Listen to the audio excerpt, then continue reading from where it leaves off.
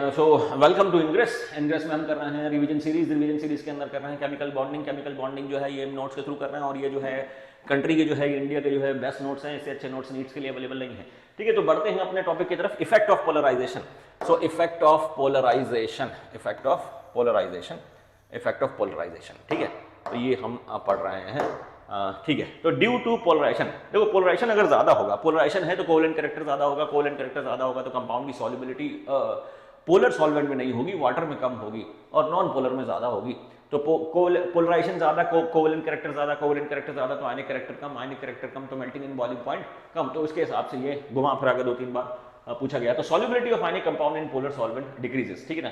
तो आयनिक कंपाउंड की जो सॉल्युबिलिटी है पोलर सॉल्वेंट में, जैसे वाटर, तो वो डिक्रीज होगी क्योंकि आयनिक कंपाउंड का पोलराइजेशन ज्यादा होगा। कैटायन और एनायन, कैटायन पोलराइज करेगा, एनायन पोलराइज होगा।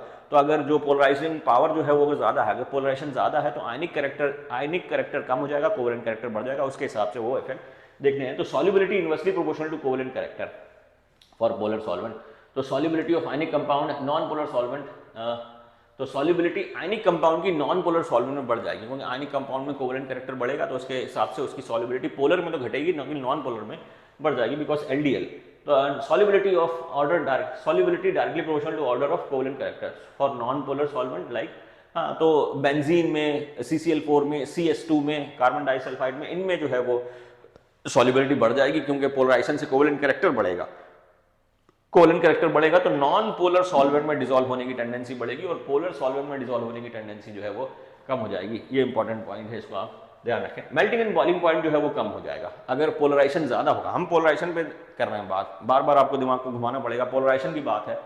तो फयान्स रूल के हिसाब से आयनिक कंपाउंड में जितना ज्यादा पोलराइजेशन होगा उतना ज्यादा कोवेलेंट कैरेक्टर आएगा, कोवेलेंट कैरेक्टर ज्यादा आएगा तो परसेंटेज ऑफ आयनिक कैरेक्टर कम हो जाएगा और परसेंटेज ऑफ कोवेलेंट कैरेक्टर ज्यादा हो जाएगा। उसकी वजह से सॉल्युबिलिटी नॉन पोलर सॉल्वेंट में बढ़ जाएगी, पोलर सॉल्वेंट में सॉल्युबिलिटी कम हो जाएगी, मेल्टिंग एंड बॉइलिंग पॉइंट कम हो जाएगा कोवेलेंट कैरेक्टर बढ़ने की वजह से। तो melting and boiling point inversely proportional to order of covalent character. Now volatile nature of ionic compound increases, ठीक है, covalent character increases, ionic character decreases, melting boiling point decreases, boiling point increases, melting and boiling point decreases and vaporization increases, boiling volatility यहाँ पे लिखना चाहिए था, volatility. तो ये जो है ना, ये पॉइंट इंपॉर्टेंट है, ये यहाँ पर कि कोवेलेंट कैरेक्टर इंक्रीजेस तो आयनिक character decreases, melting and boiling point decreases, boiling increases, vaporisation increase तो वेपर प्रेशर भी इंक्रीजेस, वही बोल सकते हैं, वेपोराइजेशन इंक्रीजेस तो वेपर प्रेशर भी इंक्रीजेस। तो इसको हटा देते हैं। अब ये जो है ये यहाँ पर ये इंपॉर्टेंट है, ये है, ठीक है। तो volatility directly proportional to order of covalent character, ये इंपॉर्टेंट है कि वेपर प्रेशर भी हम बोल सकते हैं फिर वो ज्यादा होगा, जिसका कोवेलेंट कैरेक्टर ज्यादा है उसका वेपर प्रेशर भी ज्यादा होगा। This can be said indirectly, ठीक है। तो ये हमारा हो गया ना। सॉल्युबिलिटी इज रिलेटेड टू सवाल, टाइम ध्यान देने वाली बात है। सॉल्युबिलिटी वाला सवाल फर्स्ट ऑफ ऑल बताएंगे, 4 ऑर्डर करेंगे है। अगर तो सवाल बवाल है, ठीक है, वो छोड़ो दे सब, ठीक है ना। ये क्वेश्चन क्या है, सॉल्युबिलिटी वाल्स कभी भी लेटिस एनर्जी से नहीं करेंगे, ठीक है। सॉल्युबिलिटी का जो है वो आप लेटाइस एनर्जी से ना करें, बल्कि हाइड्रेशन एनर्जी से और ये आयनिक कैरेक्टर या कोवेलेंट कैरेक्टर से करें, ठीक है। तो लेटिस एनर्जी से करने की कोशिश को ना करें, हाइड्रेशन एनर्जी से। सो ये सॉल्युबिलिटी के जो सवाल हैं लेटिस एनर्जी से नहीं करेंगे बल्कि हाइड्रेशन एनर्जी से करेंगे। एक तो हाइड्रेशन एनर्जी और पोलराइजेशन से करेंगे, एनर्जी और पोलराइजेशन से करेंगे, पोलराइजेशन, ठीक है। अभी जो बताया कोवेलेंट कैरेक्टर, ये पोलराइजेशन से भी हम ये करेंगे। मेल्टिंग पॉइंट से रिलेटेड सवाल करने के टाइम पे ध्यान देने की बात है। हाँ, मेल्टिंग एंड बॉइलिंग पॉइंट पे सवाल आता है, ऑर्डर ऑफ मेल्टिंग पॉइंट, ठीक है। When the following ionic compound is highly soluble in water, ठीक है।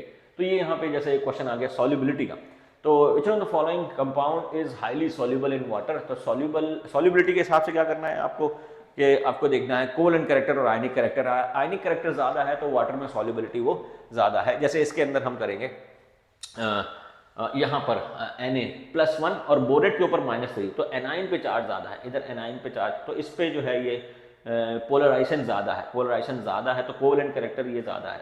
कोवेलेंट कैरेक्टर ज़्यादा है इसका तो उसका कोवेलेंट कैरेक्टर कम है, इसका कोवेलेंट कैरेक्टर कम है तो आयनिक कैरेक्टर ज़्यादा है, आयनिक कैरेक्टर ज़्यादा है तो सॉल्युबिलिटी जो है उसका फिर ज़्यादा हो जाएगा। तो ये इंपॉर्टेंट पॉइंट सॉल्युबिलिटी के हिसाब से। तो सॉल्युबिलिटी के अंदर हम देख रहे हैं, सॉल्युबिलिटी के अंदर हम देख रहे हैं क्या कि सॉल्युबिलिटी, जो सॉल्युबिलिटी है वो इसको हटा देते हैं, हाँ, जो सॉल्युबिलिटी है वो आयनिक कैरेक्टर के डायरेक्टली प्रोपोर्शनल है। अगर आयनिक कैरेक्टर बढ़ेगा तो सॉल्युबिलिटी भी बढ़ जाएगी। अब आयनिक कैरेक्टर जो है वो आपको देखना है, कोवेलेंट कैरेक्टर अगर कम होगा तो आयनिक कैरेक्टर बढ़ जाएगा। अब जैसे इस कंपाउंड के अंदर ये Na2O, sodium oxide, sodium fluoride, sodium borate और सोडियम सल्फाइड। अब इसके अंदर बोरेट के अंदर तो -3 है और बोरेट बड़ा भी है, सल्फाइड के अंदर 2- है और फ्लोराइड के अंदर 1- है और ऑक्साइड के अंदर भी 2- है। ठीक है, अब सल्फाइड और ऑक्साइड में सल्फाइड का साइज बड़ा है और ऑक्साइड का साइज छोटा है, उस हिसाब से करना है। तो सबसे ज़्यादा तो पोलराइजेशन बोरेट का होगा क्योंकि जो कैटायन है वो तो सेम है, फिर सल्फाइड का पोलराइजेशन होगा, फिर ऑक्साइड का होगा और फिर फ्लोराइड का होगा। ठीक है, तो इसके हिसाब से तो अब कोवेलेंट कैरेक्टर हो गया, सबसे ज़्यादा कोवेलेंट कैरेक्टर इसमें होगा और सबसे कम कोवेलेंट कैरेक्टर इसमें होगा। Covalent character inversely proportional to ionic character and ionic character directly proportional to solubility. तो मतलब ये है कोवेलेंट कैरेक्टर, अगर कोवेलेंट कैरेक्टर बढ़ेगा तो सॉल्युबिलिटी कम होगी। तो ये हमारा ऑर्डर ऑफ सॉल्युबिलिटी आ जाएगा। सबसे कम जो सॉल्युबल है सोडियम बोरेट है, सोडियम बोरेट सबसे कम सॉल्युबल है और सोडियम फ्लोराइड जो है वो सबसे ज़्यादा सॉल्युबल है, ये इसके अंदर इंपॉर्टेंट। ठीक है, ठीक है, तो ये हमारा सॉल्युबिलिटी का सॉल्युबिलिटी है। Mean the following ionic compound is highly soluble in benzene. तो सॉल्युबल इन बेंजीन के अंदर ये है कि अगर कोवेलेंट कैरेक्टर बढ़ेगा तो सॉल्युबिलिटी बेंजीन में बढ़ जाएगी, बिकॉज लाइक डिजॉल्व्स लाइक के हिसाब से polar dissolves in polar and non polar dissolves in non polar. ठीक है, तो इसके अंदर जैसे ये है कि बेंजीन में पूछा है, तो बेंजीन में ये है हमारा बेंजीन के अंदर क्या है Zn2+, इधर भी Zn2+, इधर Cu2+, तो इधर Cu+ है, Na+ है और कैल्शियम भी प्लस है। तो पहले तो कैटायन ले लेते हैं, सबसे जो है Zn2+, लेकिन इसके अंदर inert pseudo inert gas configuration है तो ये सबसे ज़्यादा पोलराइज हो जाएगा, ये सूडो है। फिर उसके बाद जो है ये Cu2, इसके अंदर भी सूडो है, और उसके बाद जो है Ca2+, अब इसके अंदर Cu+, तो चार्ज Cu+, Cu2, तो इधर तो Cu+ आया लेकिन सूडो गैस कॉन्फ़िगरेशन है, सूडो गैस कॉन्फ़िगरेशन, और इधर Ca+, Na+, तो सबसे जो कम पोलराइजेशन है वो तो Na2 का है। तो सबसे ज़्यादा जो आयनिक हो गया वो Na2S हो गया, तो सबसे ज़्यादा जो कोवेलेंट हो गया वो ZnS हो गया। तो ZnS जो है वो बेंजीन में सबसे ज़्यादा सॉल्युबल होगा, जिंक सल्फाइड जो है वो सबसे ज़्यादा सॉल्युबल होगा बेंजीन में। ठीक है, तो वो ऐसे भी क्वेश्चन पूछे जाते हैं ना। विच of the following compound has very high melting point. Melting point के हिसाब से क्या है कि मेल्टिंग पॉइंट, अगर आयनिक कैरेक्टर ज़्यादा है तो मेल्टिंग पॉइंट ज़्यादा होगा, अगर कोवेलेंट कैरेक्टर ज़्यादा है तो मेल्टिंग पॉइंट कम होगा, बिकॉज कोवेलेंट कैरेक्टर, कोवेलेंट जो बॉन्ड है वो थोड़ा सा वीक होता है as compare to ionic bond. तो इसके अंदर क्या है, जैसे ZnCl2, इधर CdCl2। अब Zn और Cd में देखें, Zn जो है वो ZnCd, तो Cd जो है वो जिंक के नीचे आता है, जिंक कैडमियम मरकरी, तो Cd का साइज बड़ा हो गया और जिंक का साइज जो है वो छोटा है। फिर टिन जो है उसका साइज जो है वो टिन जो है साइज में और बढ़ा गया, और सोडियम का साइज और उस पर चार्ज भी जो है वो, तो सबसे ज़्यादा ये सूडो, ये भी सूडो गैस कॉन्फ़िगरेशन, लेकिन साइज में सूडो गैस कॉन्फ़िगरेशन है और साइज में ये जो है ये छोटा है, ये साइज में बड़ा है क्योंकि जिंक के नीचे कैडमियम आता है, तो साइज में बढ़ा गया, तो इन दोनों में ये ज़्यादा कोवेलेंट। ठीक है, फिर ये जो है ये साइज में और बढ़ा गया क्योंकि ये कैडमियम के थोड़ा आगे आता है, तो ये साइड में ये, और वो साइज में सबसे छोटा और चार्ज भी कम है, तो कोवेलेंट कैरेक्टर तो ये हो गया, ऑर्डर ऑफ कोवेलेंट कैरेक्टर। तो सबसे ज़्यादा कोवेलेंट हो गया हमारा जिंक क्लोराइड, उसके बाद जो सबसे लीस्ट कोवेलेंट है वो NaCl है।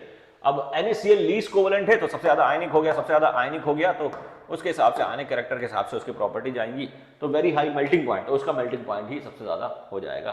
तो NaCl का मेल्टिंग पॉइंट सबसे ज़्यादा हो जाएगा, तो आंसर हो जाएगा हमारा NaCl। ठीक है, तो आंसर हमारा NaCl हो जाएगा ये ना। हाँ, अब क्या है, अब identity correct incorrect, solubility of halides and silver of silver in water is less then halides of sodium, because ठीक है, तो सॉल्युबिलिटी जो है सिल्वर के हैलाइड्स की सॉल्युबिलिटी जो है ये कम होगी सोडियम के हैलाइड्स की वजह से, क्योंकि सिल्वर के अंदर सूडो इनर्ट गैस कॉन्फ़िगरेशन, और सूडो इनर्ट गैस कॉन्फ़िगरेशन जो है वो ज़्यादा कोवेलेंट कैरेक्टर लाएगा as compare to inert gas configuration. तो वो तो ठीक है, ऐसा तो फिर बहुत सारे हैं। Melting point of CaO is less then, ठीक है। फेरिक कंपाउंड और मोर कोवेलेंट देन फेरस कंपाउंड। हाँ, ये कुछ कुछ इंपॉर्टेंट पॉइंट है। Melting point of calcium oxide is less than Ki, नहीं वो उसका पोलराइजेशन ज़्यादा है, तो ये स्टेटमेंट हमारी गलत हो गई, क्योंकि इसका पोलराइजेशन ज़्यादा है तो कोवेलेंट कैरेक्टर ज़्यादा है, कोवेलेंट कैरेक्टर ज़्यादा है तो वो उसका मेल्टिंग पॉइंट ज़्यादा नहीं होगा बल्कि कम होगा, तो ये हमारा पॉइंट गलत हो गया। Melting point of CO is less than Ki, S block. Melting point of CO is less than Ki, तो melting point directly proportional to lattice energy. तो लैटिस एनर्जी जो है वो हमारा CaO का ज़्यादा हो जाएगा और Ki का लैटिस एनर्जी कम होगा, क्योंकि CaO पे चार्ज जो है वो ज़्यादा है ना। SnCl4 is more volatile then SnCl2, ठीक है, क्योंकि Sn इधर +4 है तो कोवेलेंट कैरेक्टर ज़्यादा है, कोवेलेंट कैरेक्टर ज़्यादा है तो वॉलेटिलिटी ज़्यादा है, ये एक statement correct. FeCl3 is more ionic than FeCl2, FeCl3 नहीं, Fe पे +3 चार्ज है तो ये मोर कोवेलेंट है, मोर आयनिक नहीं है, इसका पोलराइजेशन ज़्यादा होगा और इसका पोलराइजेशन कम होगा। तो वो क्यूप्रिक कंपाउंड, क्यूप्रिक जो है वो +2 हो गया, क्यूप्रिक जो है वो +2 हो गया और क्यूप्रस जो है वो +1 हो गया। Cupric compound are more easily hydrolysed degree of hydration than cuprous compound. Cupric तो ये more easily hydrolysed degree of hydration than cuprous compound, ठीक है। तो क्यूप्रिक कंपाउंड के अंदर जो है ये Cu2+ है तो उसका हाइड्रेशन ज़्यादा होगा, क्योंकि hydration is directly proportional to charge, charge अगर ज़्यादा है तो उस पर वाटर मॉलिक्यूल जल्दी लग जाएगा तो हाइड्रेशन एनर्जी ज़्यादा रिलीज होगी, तो क्यूप्रिक, ये स्टेटमेंट भी सही है। Ferric compound are more covalent than ferrous compound, ferric again +3 हो गया और फेरस जो है वो +2 हो गया, तो चार्ज अगर बढ़ेगा तो पोलराइजेशन बढ़ जाएगा, पोलराइजेशन बढ़ जाएगा तो कोवेलेंट कैरेक्टर बढ़ जाएगा। तो ये तो स्टेटमेंट, ये कुछ कुछ स्टेटमेंट है जो कि आपको देखने हैं, ठीक है। LiCl is more soluble in CCl4 than NaCl, हाँ वो भी बात सही है। LiCl जो है वो ज़्यादा कोवेलेंट है, LiCl4, क्योंकि Li पे +1 है और इस पर भी +1 है, लेकिन इसका साइज बड़ा है तो इसके अंदर कोवेलेंट कैरेक्टर ज़्यादा है, कोवेलेंट कैरेक्टर ज़्यादा है तो CCl4 में ये ज़्यादा सॉल्युबल होगा because of more character, covalent character. FeO is more basic than Fe2O3, FeO is more basic than Fe2O3। Basic character यहाँ पर जो है वो इलेक्ट्रॉन डोनेटिंग जो है वो टेंडेंसी से लिया है या इलेक्ट्रॉन एक्सेप्टिंग टेंडेंसी ली है। यहाँ पर जो है ये +2 है इसका और यहाँ पर 3 दूनी 6, 6 दूनी ये +3 है, ये +3 है, ठीक है। तो ठीक है, मोर बेसिक, ठीक है, ये ज़्यादा बेसिक हो जाएगा क्योंकि इस पर चार्ज जो है कम है, उस पर चार्ज ज़्यादा है, तो वो जो है उसके अंदर वो उसका इलेक्ट्रॉन देना मुश्किल है, इसका इलेक्ट्रॉन देना आसान है। CuCl is more ionic than NaCl, तो ये गलत हो गया, it is a wrong statement. NaCl is more ionic क्योंकि CuCl2 ज़्यादा जो है ये कोवेलेंट कैरेक्टर रखेगा, कोवेलेंट कैरेक्टर रखेगा क्योंकि वो पोलराइज हो गया ज़्यादा सूडो इनर्ट गैस कॉन्फिगरेशन की वजह से। Conductivity of Li salt is more than sodium salt, नहीं कंडक्टिविटी, क्योंकि LiCl जो है ये हाइड्रोलाइज ही नहीं होगा तो इसकी कंडक्टिविटी जो है ये नहीं हो पाएगी एज कम्पेयर टू, तो ये स्टेटमेंट गलत है। NaCl is more ionisable than NiCl, हाँ ये बात सही है क्योंकि NaCl का आयनिक कैरेक्टर कम ज़्यादा है, NaCl का आयनिक कैरेक्टर ज़्यादा है और LiCl का आयनिक कैरेक्टर जो है कम है, ठीक है, ठीक है। ये CA सॉल्युबिलिटी, ठीक है, तो ये तो बहुत सारे हैं, ठीक है, ये सब हमें नहीं करना है इतना ज़्यादा ना। आयनिक पोटेंशियल जो है ये इंपॉर्टेंट टॉपिक है।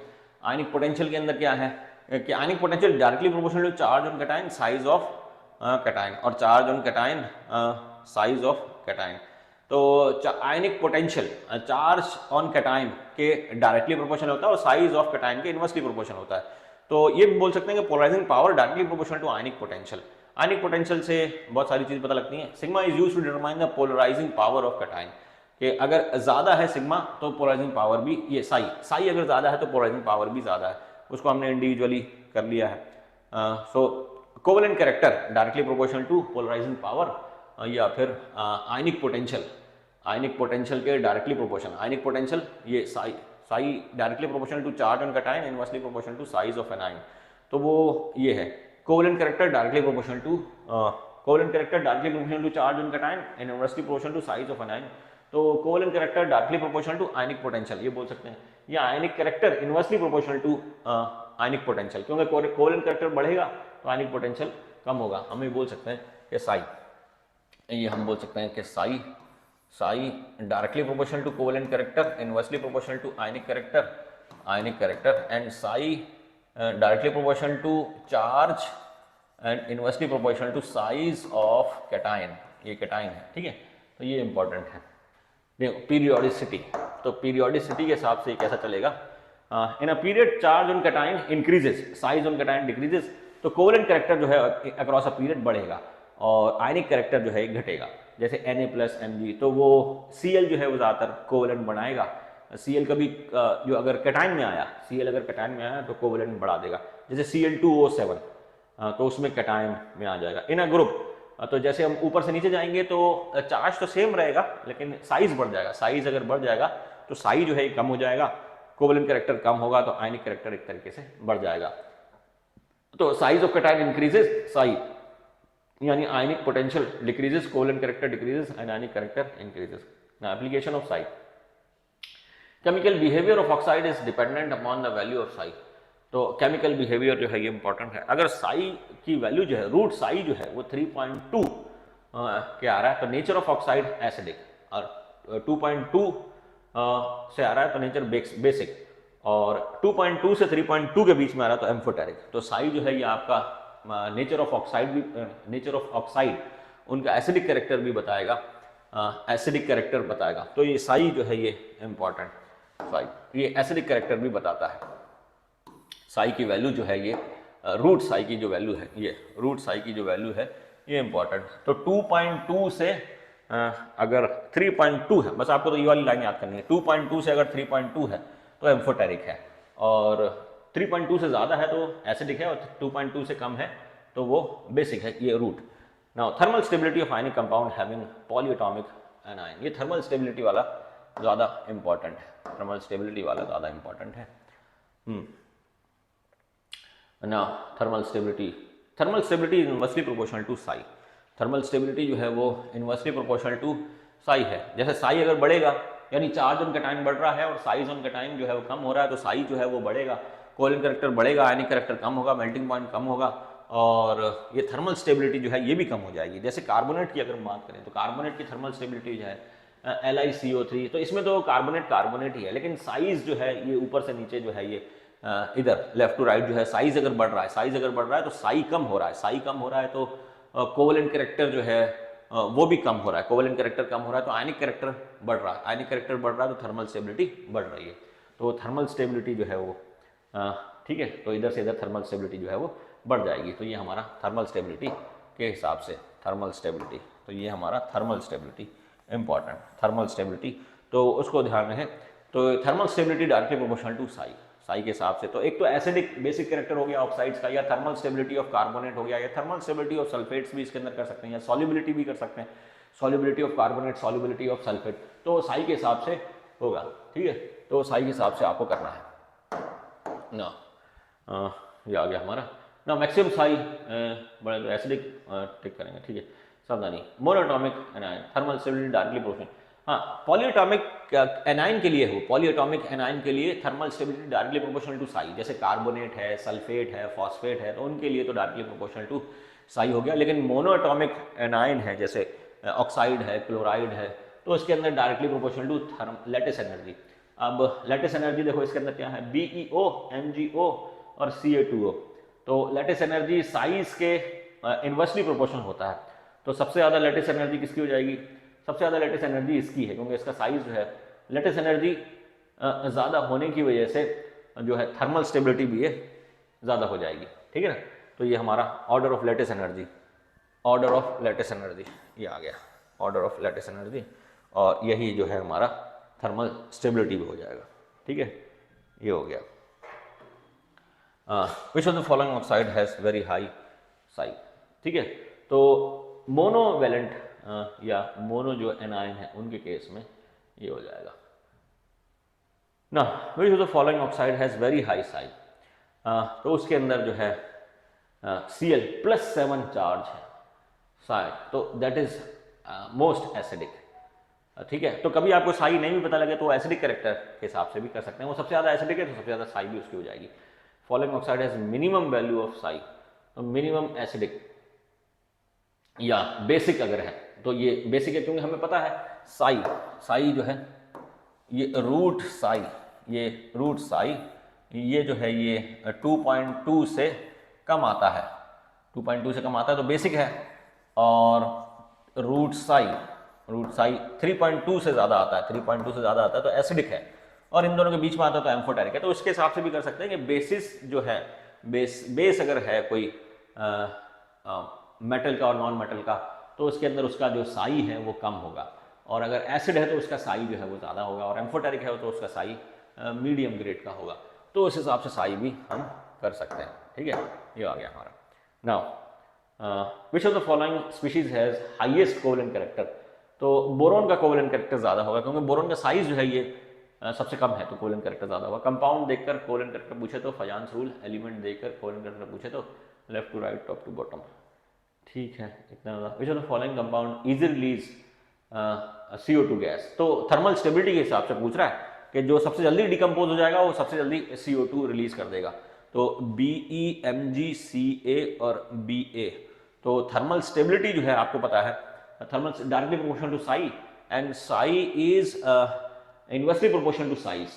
तो साई किसका, इसका साई जो है ये सबसे कम है तो इसका कोवेलेंट कैरेक्टर जो है कम है, आयनिक कैरेक्टर जो है वो ज़्यादा है। तो सबसे जल्दी जो है वो BeCO3 जो है ये आ गया।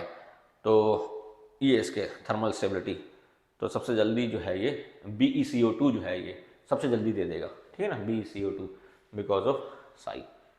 देखते हैं अपना नेक्स्ट क्वेश्चन। नेक्स्ट क्वेश्चन में क्या है, which of the following sulphate act as strongest oxidising agent.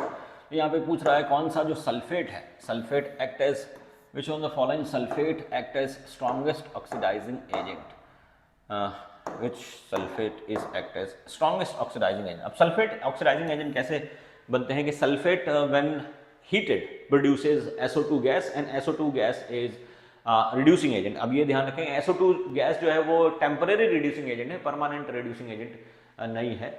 तो यहाँ पर SO2 act as a temporary reducing agent.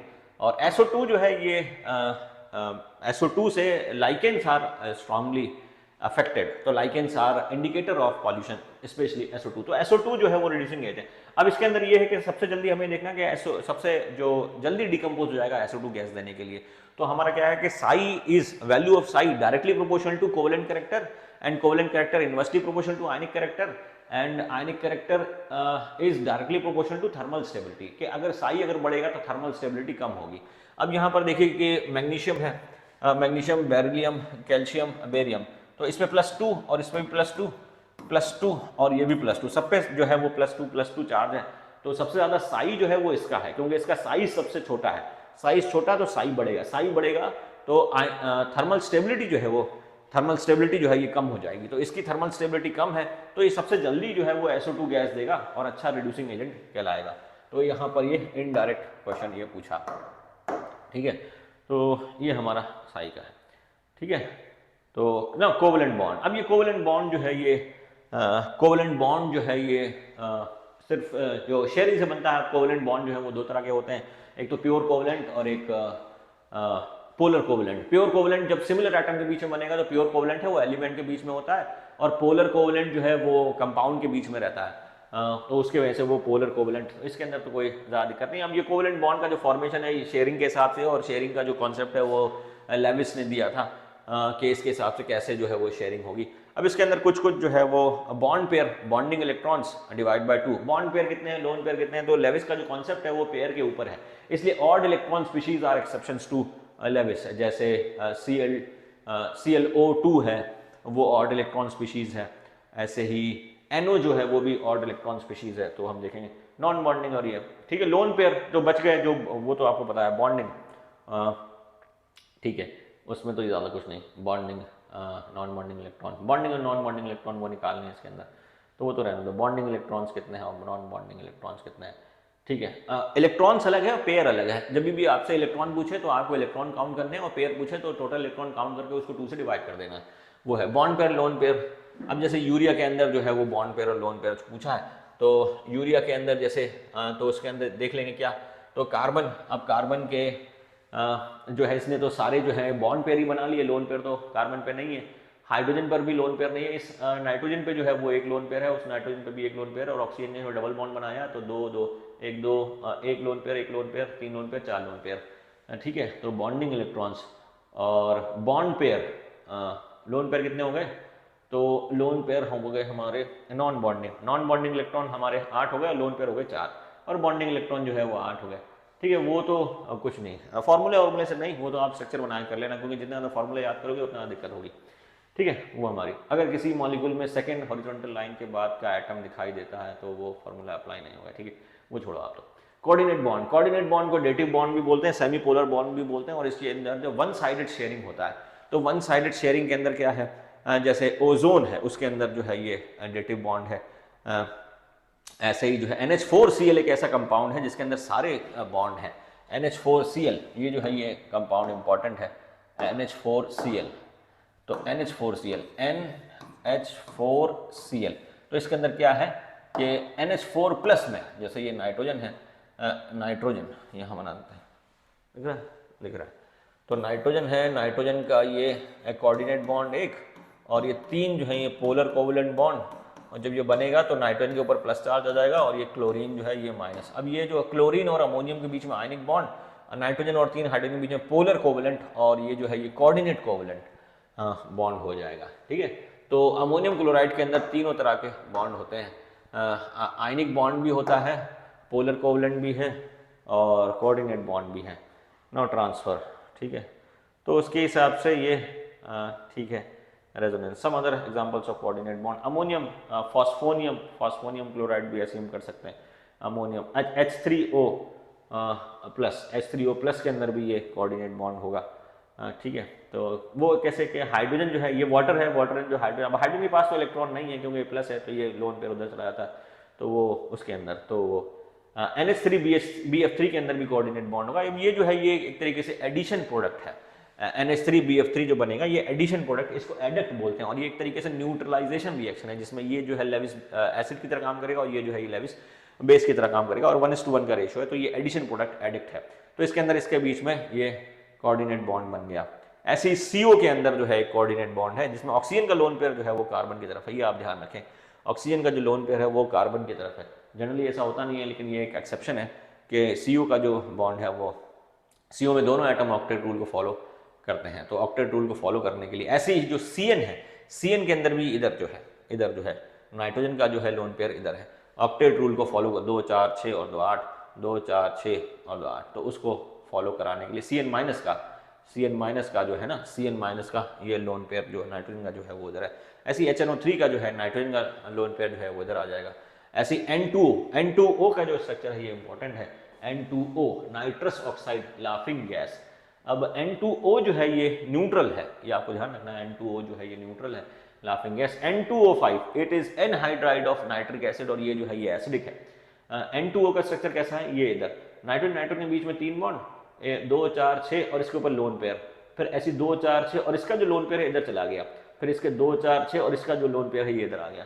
तो ये ऑक्टेट रूल को फॉलो करने के लिए N2O इसका जो स्ट्रक्चर है ये इंपॉर्टेंट है, ठीक है ना। यहाँ पे लोन पेयर बनाएंगे और इसके ऊपर ये 2 लोन पेयर बनाएंगे, बल्कि 3 बनाएंगे, 2 4 6 और 2 8, ठीक है। ऐसी जो है 2 4 6 और इसका तो लोन पेयर यहाँ आ गया, ठीक है। N2O5 इसके अंदर भी कोऑर्डिनेट बॉन्ड है, N2O4 इसके अंदर भी कोऑर्डिनेट बॉन्ड है यहाँ पर। तो ये जो है ये कोऑर्डिनेट बॉन्ड कहाँ पर है वो आपको देखते हैं। तो नाइट्रोजन के ज़्यादातर कंपाउंड में N2O नाइट्रस ऑक्साइड का जो फार्मूला है ये इंपॉर्टेंट है। Nitrous oxide is neutral in nature. ये जनरली नॉन मेटल के ऑक्साइड जो है वो एसिडिक होते हैं, लेकिन नाइट्रस ऑक्साइड है, CO है और वाटर जो है, दीज आर न्यूट्रल ऑक्साइड, इसको आप ध्यान रखें, ठीक है। SO3 में कोऑर्डिनेट बॉन्ड, SO3 में कोऑर्डिनेट बॉन्ड क्या होता है, 0 1 2 3, ठीक है। SO3 ये SO3 है, तो SO3 में कोऑर्डिनेट बॉन्ड 2 हो सकते हैं। तो किसी भी मॉलिक्यूल में आज अगर ऑक्सीजन थर्ड और थर्ड पीरियड के बाद आने वाले एलिमेंट से डबल बॉन्ड से अटैच है, पहले वहाँ कोऑर्डिनेट बॉन्ड हुआ करता था। ठीक है, तो इसमें SO3 का ये भी बन सकता है और वो भी बन सकता है, ठीक है ना, लेकिन मेनली जो है वो स्ट्रक्चर को फॉलो करते हैं। तो SO3 में 0 भी आंसर हो सकता है और 2 भी हो सकता है, डिपेंड करता है कि आप ये वाला स्ट्रक्चर की बात कर रहे हैं और ये वाले स्ट्रक्चर की बात कर रहे हैं, ठीक है, तो उसके हिसाब से, ठीक है, तो ऐसा क्वेश्चन आना नहीं चाहिए। Compound which contain coordinate covalent bond ionic, ठीक है, तो NH4Cl इसके अंदर भी कोवेलेंट कोऑर्डिनेट और आयनिक है। ऐसी NaCN के अंदर भी जो है Cn माइनस जो है ये एनाइन जो है इसके अंदर कोवेलेंट और कोऑर्डिनेट भी है और Na प्लस और Cn माइनस के बीच में आयनिक है, तो ये ऐसा कंपाउंड है ना। Covalency is number of electrons shared to form bond, so number of bond formation ये कोवेलेंसी है, number of bond, number of unpaired electron, ठीक है, तो covalency number of unpaired electron ये कोवेलेंसी है। जैसे इसके अंदर जो हमारा बेरिलियम है इसकी कोवेलेंसी कितनी है 2, अनपेयर्ड जो है वो 2 हो गए। फिर बोरोन की कोवेलेंसी कितनी है, तो बोरोन की कोवेलेंसी आ गई 3, तो अनपेयर्ड, तो वो तो हाइब्रिडाइजेशन के हिसाब से अनपेयरिंग कितनी होती है तो उसके हिसाब से आपको तो बस ये करना है कि covalency is the number of bonds form. जैसे एल्युमिनियम जो है वो 3 बॉन्ड बनाता है तो उसकी कोवेलेंसी 3 हो गई, कार्बन जो है 4 बॉन्ड बनाता है तो उसकी कोवेलेंसी 4 हो गई, ऑक्सीजन जो है वो 2 बॉन्ड बनाता है तो उसकी कोवेलेंसी 2 हो गई, हेलोजन जो है वो 1 बॉन्ड बनाता है तो उसकी कोवेलेंसी 1 हो जाएगी, और एल्युमिनियम 3 बनाता है, नाइट्रोजन भी 3 बनाता है, उसकी कोवेलेंसी 3 हो जाएगी, तो उस हिसाब से आपको करना है। सिलिकॉन जो है उसकी कोवेलेंसी 4 हो जाएगी, तो कोवेलेंसी के केस में तो नहीं, कोवेलेंसी और वो इलेक्ट्रोवेलेंसी नंबर ऑफ इलेक्ट्रॉन ट्रांसफर्ड है। ऐसे ही क्लोरीन जो है ये क्लोरीन की कोवेलेंसी मैक्सिमम कोवेलेंसी जो है वो 7 हो सकती है, लेकिन वैसे 1 भी हो सकती है कोवेलेंसी, तो मैक्सिमम कोवेलेंसी इज 7। जिनॉन जो है इसके अंदर कोवेलेंसी 0 होगी, जिनॉन बॉन्ड बनाता नहीं, तो नोबल गैसेस जो है उनकी कोवेलेंसी जनरली 0 होती है, तो वो ध्यान रखें, और वैसे अनपेयर्ड करेंगे तो 8 हो सकती है, ठीक है। Now in third horizontal line covalency, ठीक है, covalency first increases and then decreases, वह ध्यान, और top to bottom covalency remain same, bromine iodine CH3 are attach with central atom, ठीक है, नेगेटिव चार्ज, ठीक है, ठीक है, PCl4 negative charge and polarity, ठीक है, एक्साइटेड स्टेट सिर्फ सेंट्रल एटम के लिए, एक्साइट एग्जिस्टेंस एंड स्पीशीज, ठीक है, तो BH4 माइनस कैन एग्जिस्ट, तो वो ये देखना है on the base of covalency, BH4 minus can exist, ठीक है, BH4 जो है वो एग्जिस्ट कर सकता है, क्यों, क्योंकि बोरोन जो है उसकी मैक्सिमम कोवेलेंसी कितनी हो सकती है, 3 हो सकती है, और एक जो है अनपेयर्ड है तो खाली ले सकता है, तो BH4 माइनस एग्जिस्ट। CCl4 तो CCl6 minus do not exist, क्योंकि CCl6 माइनस, क्योंकि कार्बन जो है वो 6 अनपेयर्ड इलेक्ट्रॉन नहीं रह सकता, 6 की क्या, बल्कि मतलब इसके आउटर मोस्ट शेल में ना CCl6 माइनस, तो 6 दूनी 12 हो गए, तो कार्बन जो है वो 12 इलेक्ट्रॉन्स नहीं रह सकता, क्योंकि इसके पास जो है सेकंड शेल ही होता है, वैकेंट D नहीं होता है, तो ये एग्जिस्ट नहीं करेगा, ठीक है, उसके हिसाब से। AlF6 minus 3, AlF6 minus 3 can exist, क्योंकि AlF6 एल्युमिनियम के जो अंदर है वो D ऑर्बिटल भी होता है, तो D ऑर्बिटल यूज कर सकता है ये AlF6 के लिए, तो वापस से देख लिया आप, BH4 माइनस कैन एग्जिस्ट, क्योंकि BH4 माइनस के अंदर 4 और वो ये आ गया माइनस, तो ये इसके अंदर 8 इलेक्ट्रॉन हो गया, जो कि हो सकता है, ठीक है, BH4 माइनस के अंदर, और CCl6 माइनस 2 इसके अंदर 12 इलेक्ट्रॉन से ज्यादा हो रहा है, तो जो कि नहीं हो सकता कार्बन के अंदर D, और AlF6 इसके अंदर भी जो है ये 8 से ज्यादा इलेक्ट्रॉन हो रहे हैं, तो वो रख सकता है, क्योंकि उसके पास D है, जो थर्ड पीरियड जो है ना वो अपना ऑक्टेट बढ़ा सकते हैं, तो एल्युमिनियम जो है थर्ड पीरियड में आता है। On the basis of orbital construction, तो ये ऑर्बिटल कंस्ट्रक्शन जो है वो तो आपके नीट में नहीं है, तो इसके लिए तो एक सिंपल सा वो ट्रिक है वो बताऊंगा on the basis of steric hindrance, ठीक है, स्टेरिक हिंड्रेंस के बेसिस पे ये देख लीजिए, इसके अंदर क्या IF7 बन सकता है, IBr7, ICl7 ये नहीं बन सकता, ये इंपॉर्टेंट है, ये आपका P ब्लॉक में भी है कि IBr7 नहीं बन सकता है, स्टेरिक हिंड्रेंस बहुत ज्यादा हो जाएगा, 7Br can not accommodate across an atom, ऐसी ICl7 नहीं बनेगा, ClF7 नहीं बनेगा, BrF7 नहीं बनेगा, तो ICl7, IBr7, ClF7 और Br, मतलब ये जो आयोडीन है और क्लोरीन है, ब्रोमीन है, उसके चारों तरफ साथ साथ नहीं लग पाएंगे, लेकिन आयोडीन फ्लोराइड जो है, आयोडीन के फ्लोराइड IF7 पॉसिबल है, ऐसी PBr6 minus not possible, Pi6 not possible, SCl6 not possible, SBr6, Si6, तो जो पॉसिबल है वही देख लो, नॉट पॉसिबल तो वो तो छोड़, IF7 possible, PCl6 minus possible, PF6 minus possible, SF6, SIF6 2 minus possible. तो पॉसिबल वाले याद कर लो, तो इम्पॉसिबल वाले तो बहुत सारे हैं, उनको तो याद करने की जरूरत नहीं।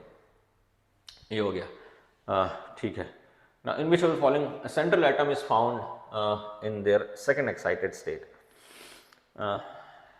सेकेंड एक्साइटेड स्टेट मतलब सेकेंड 2 बार जंप हो उसके हिसाब से।